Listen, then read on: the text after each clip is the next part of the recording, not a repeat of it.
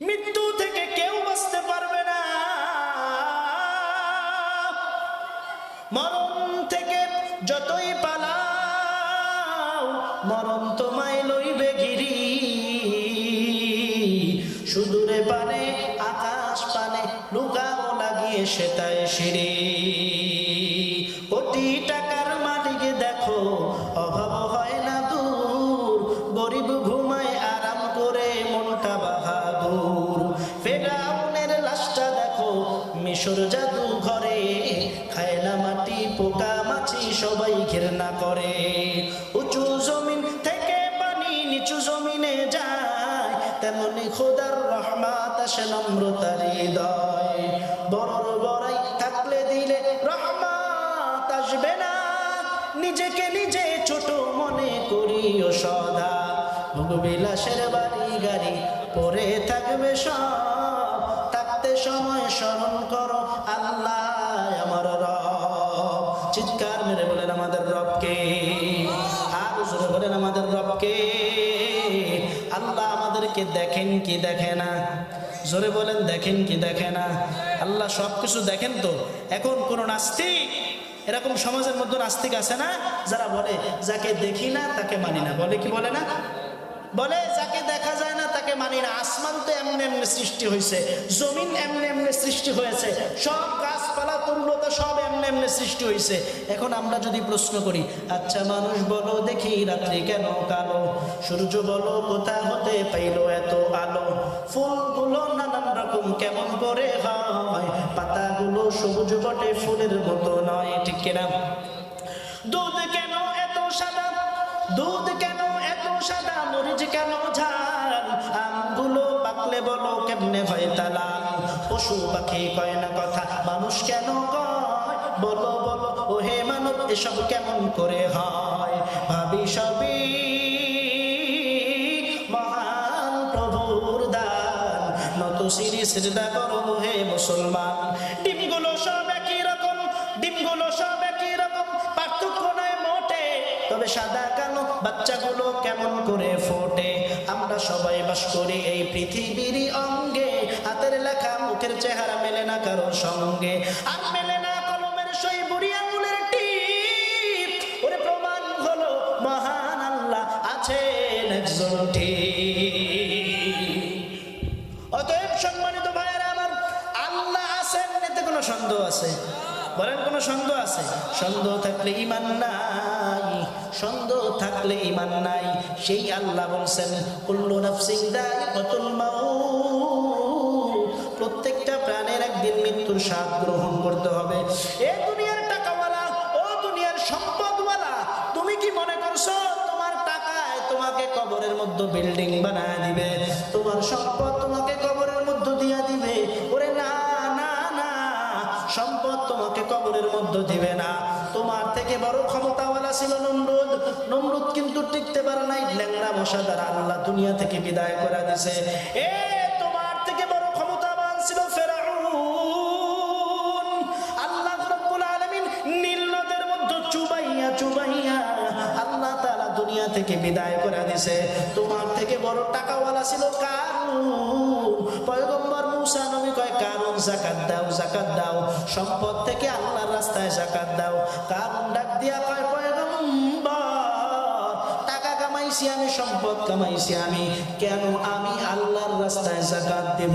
আল্লাহ তাআলা ডাক দিয়া কয় পয়গম্বর, কারুনের কপালে হেদায়েত নাই, আর দাওয়াত দেওয়ার প্রয়োজন নাই।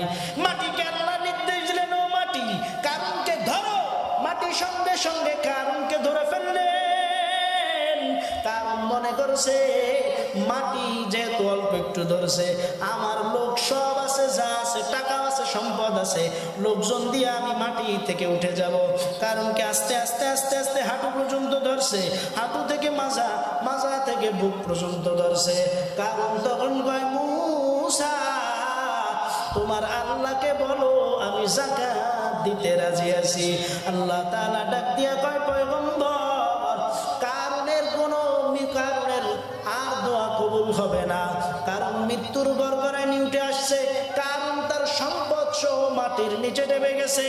ও টাকাওয়ালা, ও সম্পদওয়ালা, ও ক্ষমতাওয়ালা, তোমার টাকার বাহাদুরি থাকবে না আজরাইল চলে আসলে, তোমার সম্পদের বাহাদুরি থাকবে না আজরাইল আসলে, তোমার ক্ষমতার বাহাদুরি থাকবে না আজরাইল আসলে।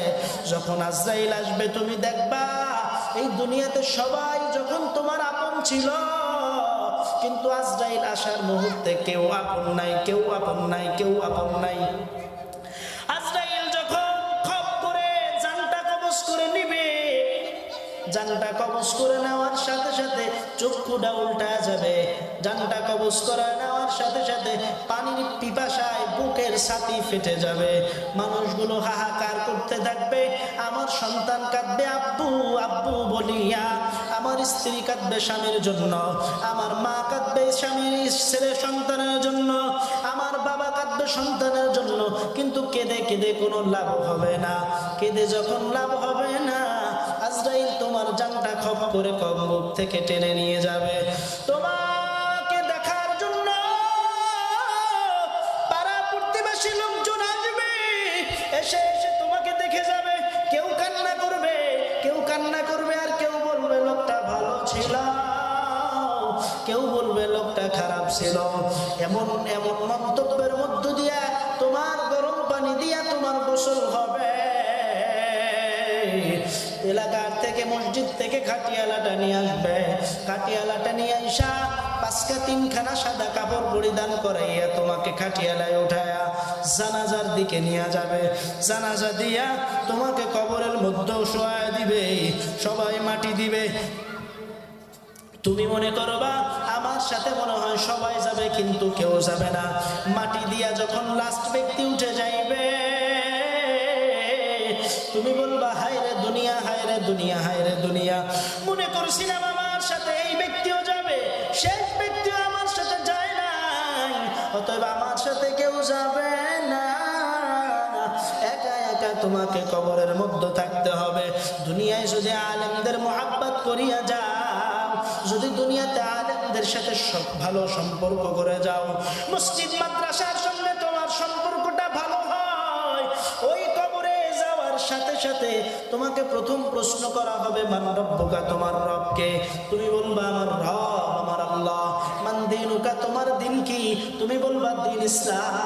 মান নবিয়ুকা, তোমার নবীকে? তুমি বলবা আমার নবী মুহাম্মদুর রাসূলুল্লাহ সাল্লাল্লাহু আলাইহি ওয়াসাল্লাম। এই কথা যখন বলবা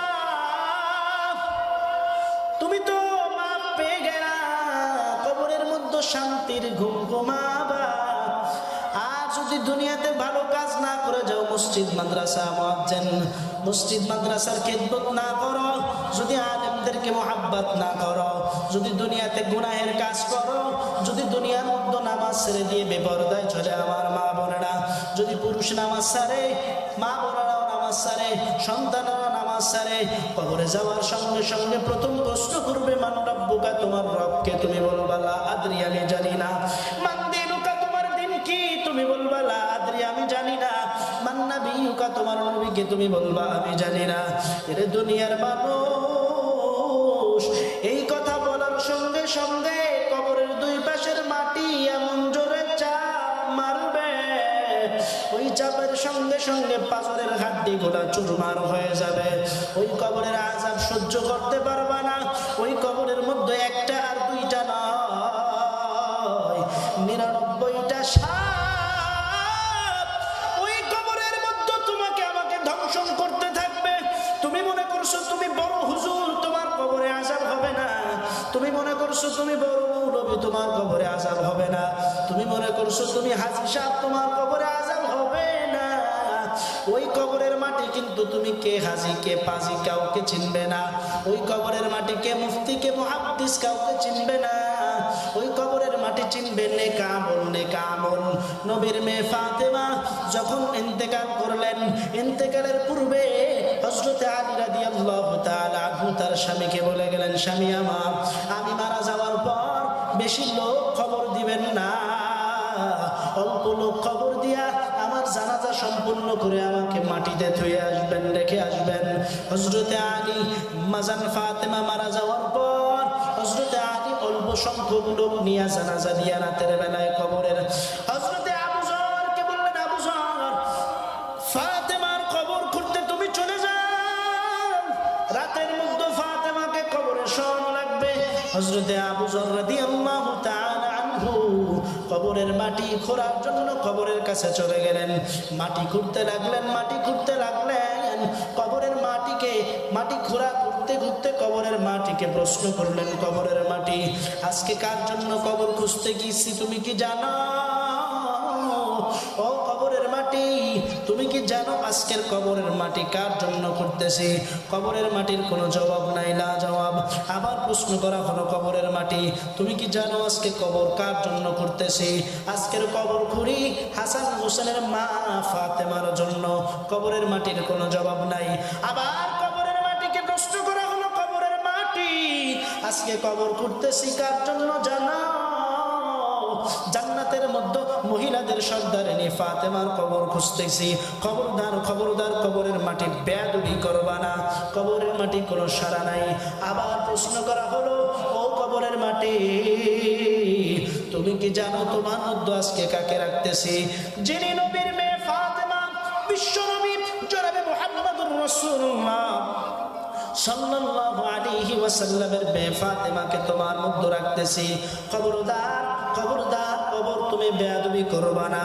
কবর জবাব দেয়, এরে আবু যর, কে নবীর মেয়ে ফাতেমা আমি চিনি না, কে আলীর স্ত্রী ফাতেমা আমি চিনি না, কে হাসান হোসেনের মা ফাতেমা আমি চিনি না। আমি চিনবো আমার মধ্যে যে ভালো আমল নিয়ে আসবে, আমার মধ্যে যে নেক আমল নিয়ে আসবে। খবরদার খবরদার আবু যর, বেয়াদবি করবি না। আমি কবর আমল ছাড়া কিছুই চিনব না।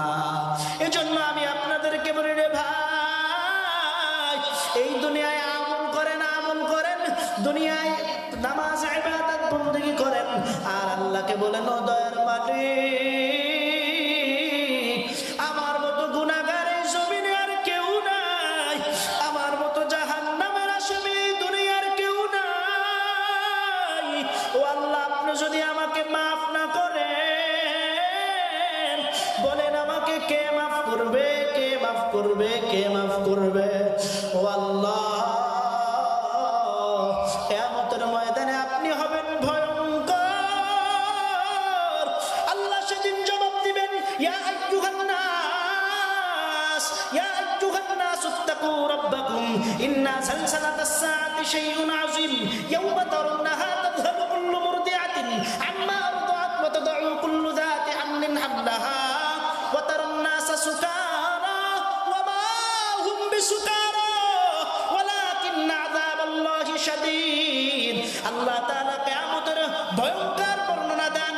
হে মানুষ, সেই দিন দেখবা কিছু মানুষ পাগলের মতো, মাতালের মতো হেলতেছে দুলতেছে।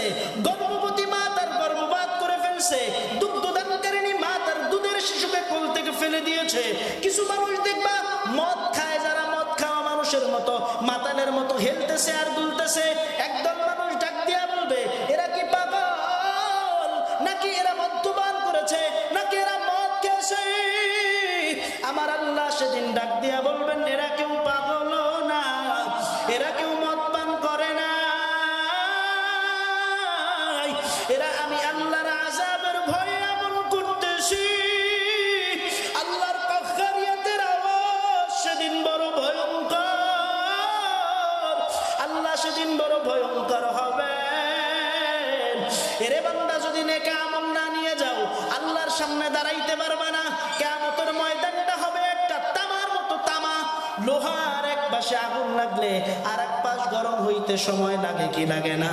কিন্তু তামা এমন একটা পদার্থ, এক পাশে আগুন লাগলে আর এক পাশ সাথে সাথে গরম হয়ে যায়। কিয়ামতের ময়দানটা হবে তামা। ওই কিয়ামতের ময়দানে সেই দিন দেখবা কিছু মানুষ এদিক সেদিক ছোটাছুটি করতেছে। আল্লাহ বলবেন, ওয়ামতাজুল ইয়াওমা আইয়ুহাল মুজরিমুন, হে অপরাধীগণ, আজকে তোমরা বিভক্ত হয়ে যাও। কারণ আলাম আহাদ ইলাইকুম ইয়া বানি আদম আল্লা তা'বুদুশ শাইতান, হে বনি আদম সন্তানগণ, আমি কি তোমাদেরকে বলি নাই তোমরা শয়তানের ইবাদত করো না, তোমরা আল্লাহর ইবাদত করো, এটাই তোমাদের জন্য সরল পথ। সেই দিন তোমরা শোনা নাই, দুনিয়াতে তোমরা মানো নাই।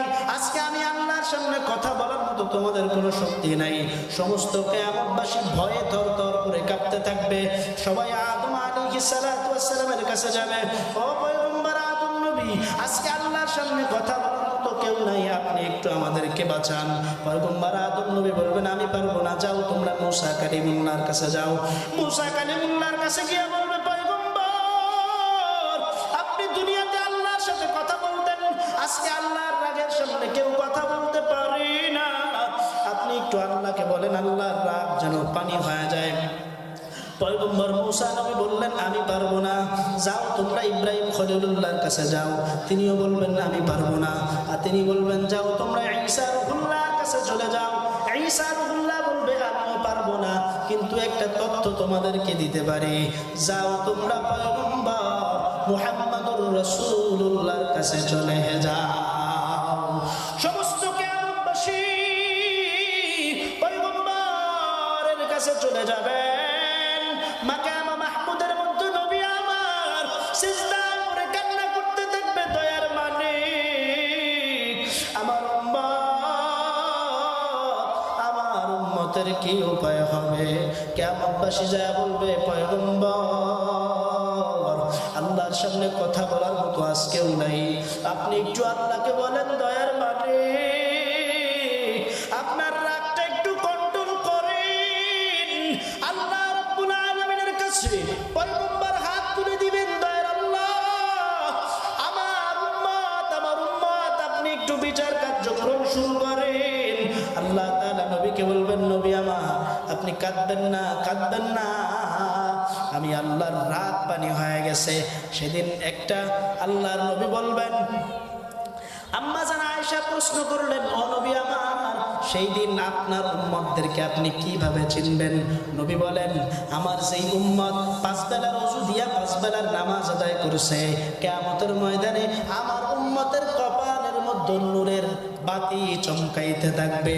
আমি নবী বেছে বেছে দেখে দেখে আমার উম্মতদেরকে জান্নাতে নিয়ে যাব। ওগো নবীর উম্মতেরা, হয়ে আজি দিশে হারা, কোরআন হাদিস ছেড়ে চলো যখন জাগা চাই মনে, নবী বিনে কে তরাবে ফুলসিরাত মিজানে।